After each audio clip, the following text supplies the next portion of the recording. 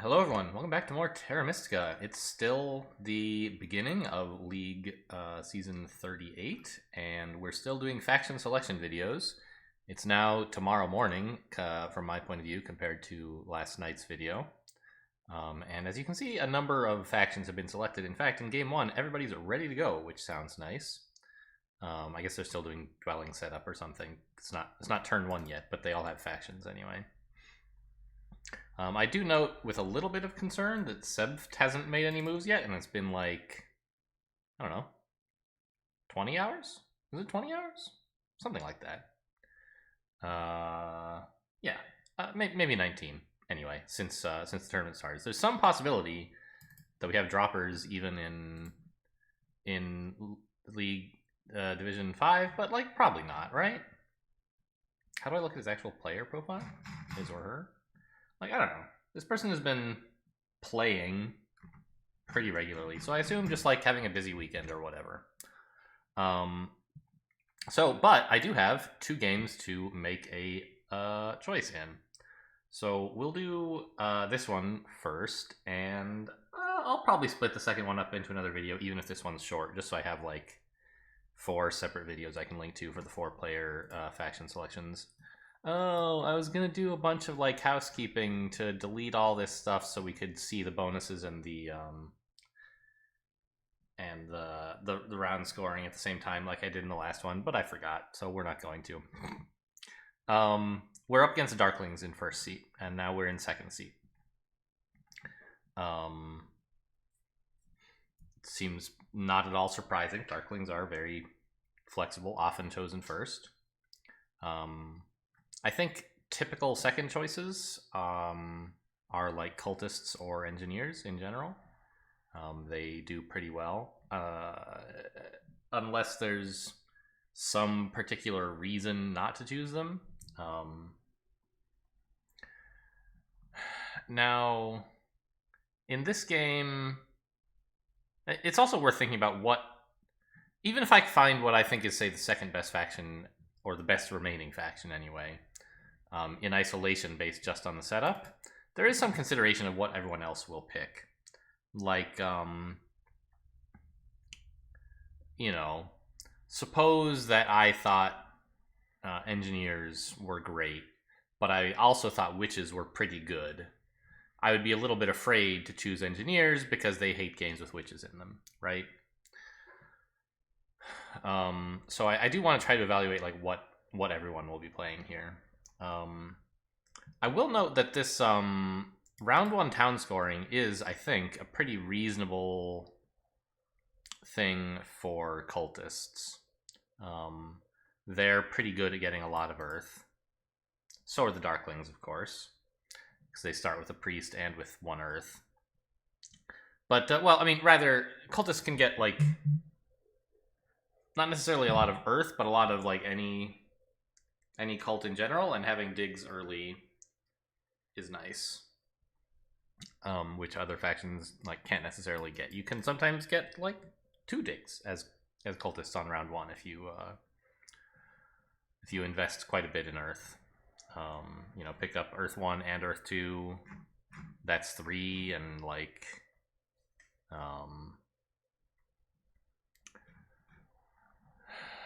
I forget if you have to send a priest to get up there, or if you can do enough with just building, because you can gain like, yeah, just building 2 temples is 4 cult steps, assuming people let you, which they won't necessarily. But anyway, it's possible. There's, you know, a cult step here. So what else to look at? Well, what bonus tiles are missing? 2 of the worker bonus tiles are missing. We don't have 1 worker 3 power, and we don't have 1 worker trading post scoring. What else is missing? Shipping. No, shipping's right there.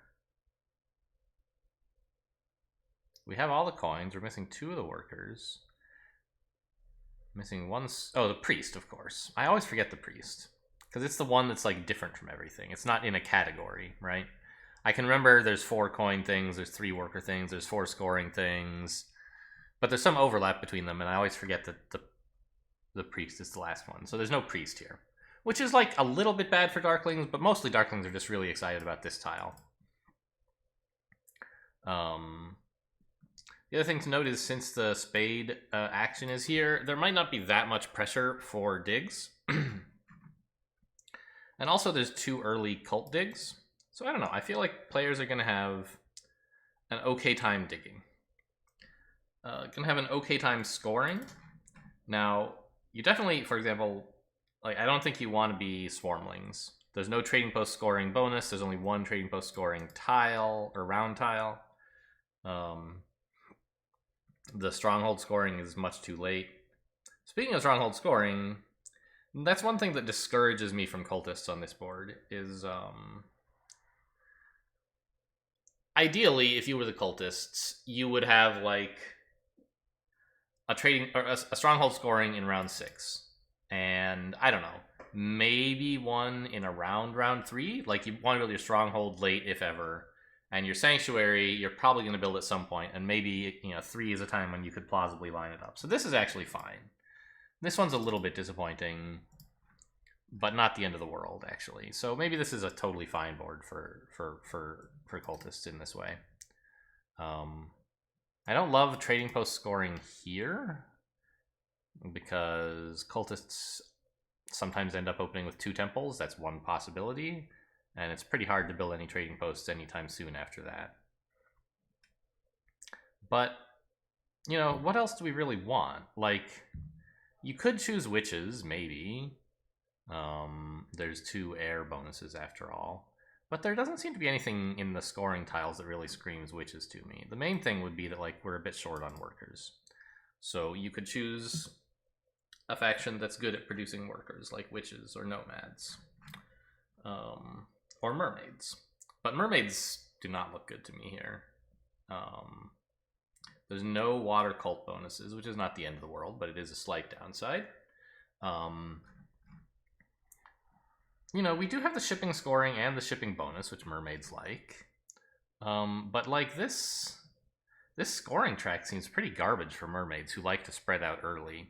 Right, that's the thing, is we're low on workers, but the scoring tracks don't encourage you to build dwellings early. They encourage you to have a low worker income. So I'm not really sure what to make of that.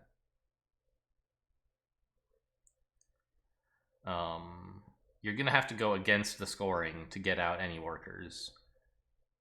Which is like, you're going to do that. Everyone's going to do it. They'll all be kind of penalized points, so it evens out. It's fine. It's just like, this is going to be a low worker game. There's going to be a lot of fighting for bonus 6 here, I suspect, as there often is, but even more so this game. So what could we take besides cultists?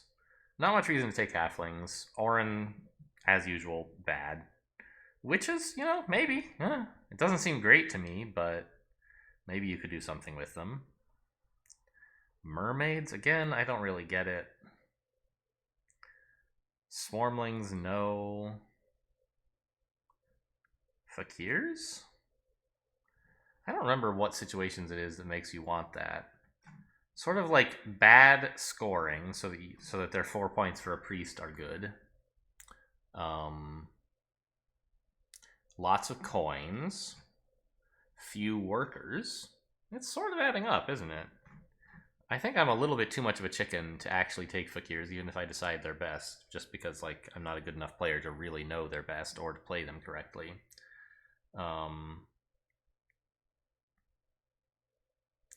I'd have to even go look at their faction board to remind myself, like, what exactly is it that they do?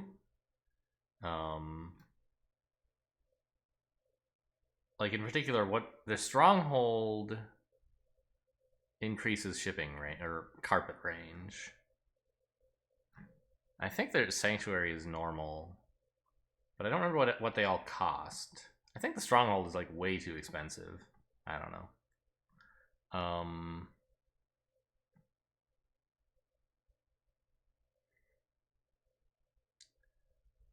Yeah, like the dwelling scoring is just way too late. You'd like it to be right after the stronghold scoring or something like that. I don't know. I don't think I'm gonna pick fakirs. Nomads are, playable maybe, for the same reasons that witches are.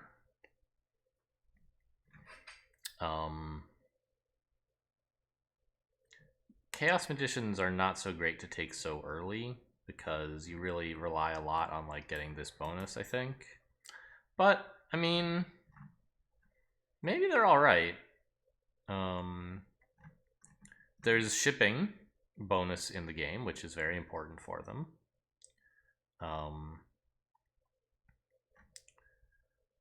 And the problem is you want to build your sanctuary in like round 1 or 2.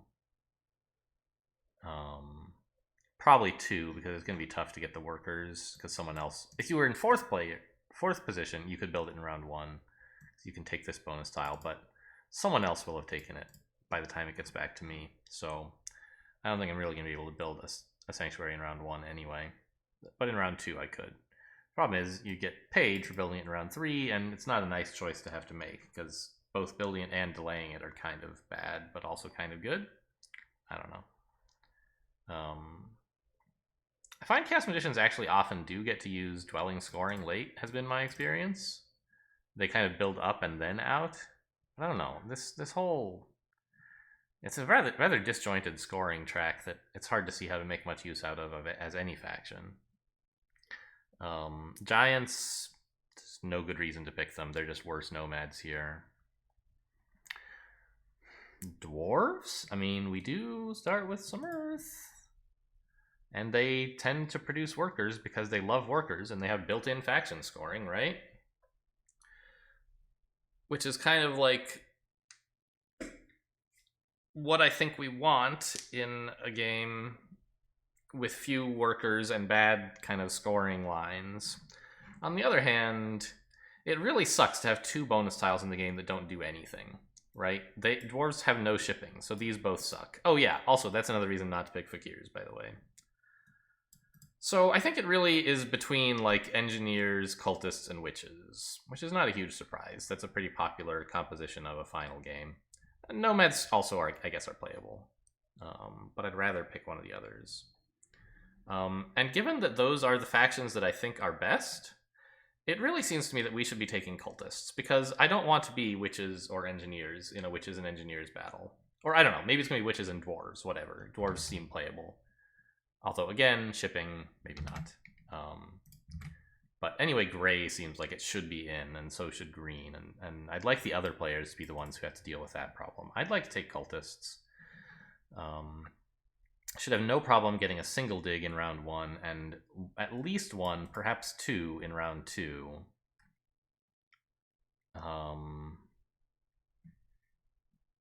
Like, what's the overall plan? Do I start with Earth 2?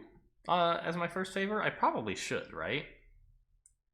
There's so few workers. Like, okay, there's 2 rounds of cult bonuses with workers, which means as the cultist, I'll probably enjoy... Oh, that's another point, isn't it? This game is short on workers, except on the cult track, where there's lots. And that sort of suggests you would like to be someone who can dominate on the cult tracks. And that's cultists.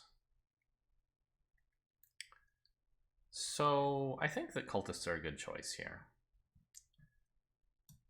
Are they the best choice? I'm not 100% sure, but they seem pretty good. What's the overall game plan going to be? Like, we want at least 1 Earth Favor in the first round. We might very well end up building 2 temples, which will help capitalize more on the cult income. And also this, right? Like, if you build 2 temples in round 1, you kind of struggle to find places to spend your priests other than sending them to the cult track. And then eventually you start, like, running out of priests in your supply if you're sending 2 per round over here. But in the meantime, you're getting a ton of income from the cult track, right? Having priests in hand also helps the cultists, because players are... If you're, like, at 7 Earth or whatever, and someone's considering whether they should leech from you, they're going to be like, I don't want to give him that extra dig, and they'll say no. But if you have, like, a priest in hand, they're going to be like, okay, fine, he can get there anyway, I might as well take the leech. So even just having priests is useful for cultists. And being able to send them to cult track... Like, 2 temples is a weirdly popular cultist opening. It's, like, not weird because it's bad. I think it's actually good. I just don't quite understand why. And with this cult priest scoring here, or income here. I think there's some good payoff for it to kind of dump priests into air and perhaps fire. Probably at least one. And then we'll have like just a ton of income from the cult, from the scoring track in rounds like at least 2 through 4, 5, like every round, right? And we should be able to manage at least one spade. So I think that's my plan, is to like try to get one spade and then go for air in the next round. Don't try to push for 2 spades in round 1. I think it's unlikely to get there. But take like Earth 1.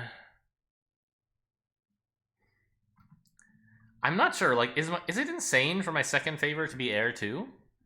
Like, air is a little bit more valuable than usual here. Did I say Earth 1? I kind of think I meant Earth 2. Earth 2 has the worker income, and air 2 has a lot of power income. And so the question is, like, are you going to be overloaded on power? Are there going to be power actions that you want to take that are available? I don't really know that I want power that much this game.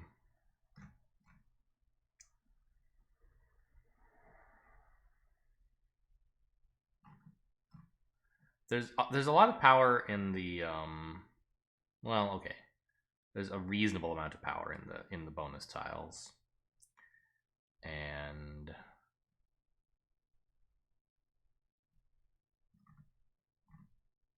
I don't know. It might be hard to spend it if you were gaining like 5 per turn plus whatever's on the board. I say 5 if we take Earth 2 and Air 2. It might be crazy. Maybe I should just take Earth 1 and Earth 2. And or maybe I just take Earth 2 and like do some other stuff. Maybe get a dwelling or 2 down.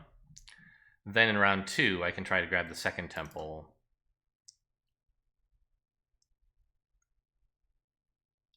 I'm not sure. It'll depend somewhat on like what happens after this, but I think that like cultists have a reasonable way to capitalize on all the cult income, and the scoring tiles aren't the worst in the world for them.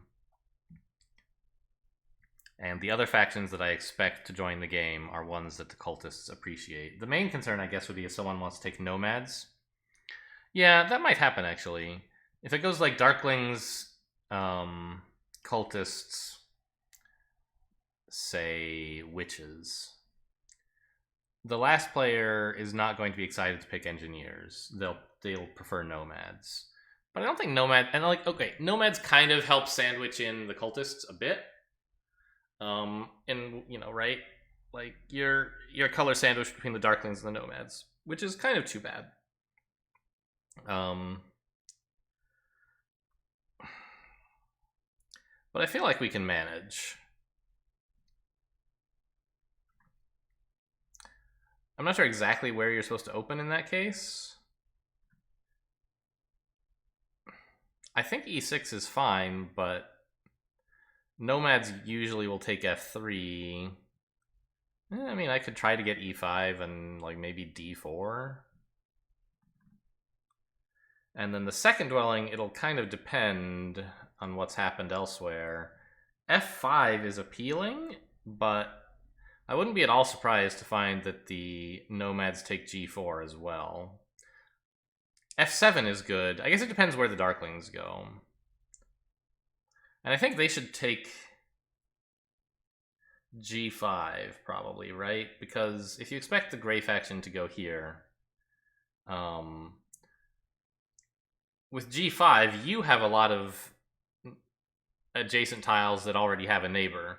Whereas if you take E10, then the engineers have a lot of adjacent tiles that already have a neighbor. So you'd rather, I think, take G5. And the nomads might well take G4. And then I'm not sure where I put my second dwelling.